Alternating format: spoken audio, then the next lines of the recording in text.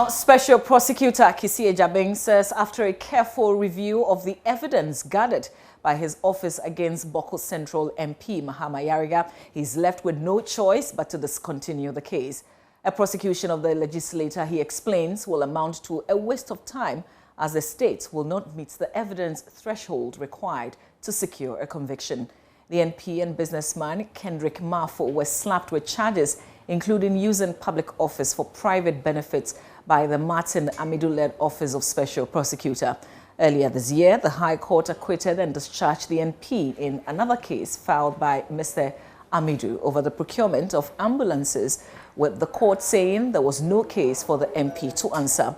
The Special Prosecutor says this case is likely to suffer the same fate should it continue. Yeah, this morning we just entered the nolle prosequi in respect of the second case against Honorable Mahama Ayariga and Kendrick Marfo. It's simple.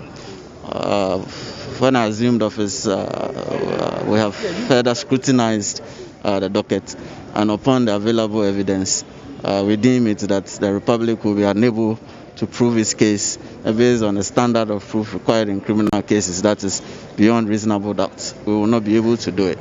And secondly, it appears certain that it will suffer the same fate as the first one, which is similar to this one, which was dismissed on 7 May 2021 on an application of submission of no case to answer. It will be a complete waste of time if we were to open this case further and go to the length where it will only be dismissed on the submission of no case to answer. So having re-examined the docket, gone through it, we've taken this decision. So as it stands, there's no charge against Honorable Mahama Ayariga. There's no count against him. He's a free. Meanwhile, lawyer for the NP, Godwin Edwige Tamaklo, has welcomed the decision, saying he was not surprised by the outcome. First of all, I need to thank the new special prosecutor for allowing reason and fairness to prevail. By the processes of discovery, the prosecution gave us the evidence they intend to rely on, including letters from Société Générale. And in those letters, Société Générale made it very clear that this is a car loan. It is a loan. Contracts payable through deductions from the salary of the Honorable MP. And there are evidence that the bank had already started the deduction. So on this basis, it was just inconceivable to proceed with this prosecution. And so it has not come to us as a surprise that the new special prosecutor has decided in good conscience to file a nolle prosequi.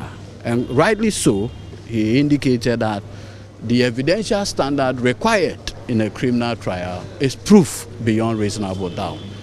And he's unable to do that with the evidence available.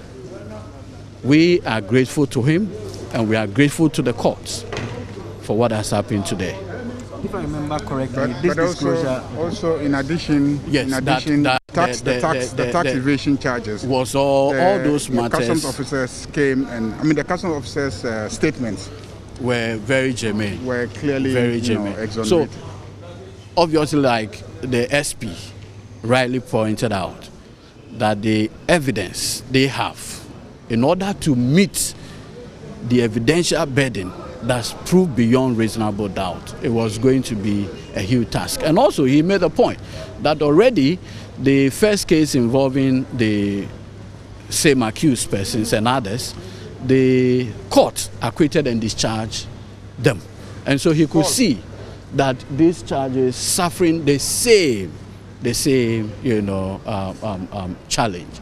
And that is why, in good conscience, the new special prosecutor has decided to file or enter a nolle prosequi. We are grateful to him. We are grateful. I just wanted to find out from Mr. Ayariga. This is evidence that clearly was in the custody of the former special prosecutor. But nonetheless, we do not want a conversation that turns this one into him and then the previous special prosecutor. But there's an issue clearly of a decision that was taken, the decision to prosecute him, if indeed there was evidence available that exonerated. What is important is that a new special prosecutor has taken a decision. That decision is well grounded in law.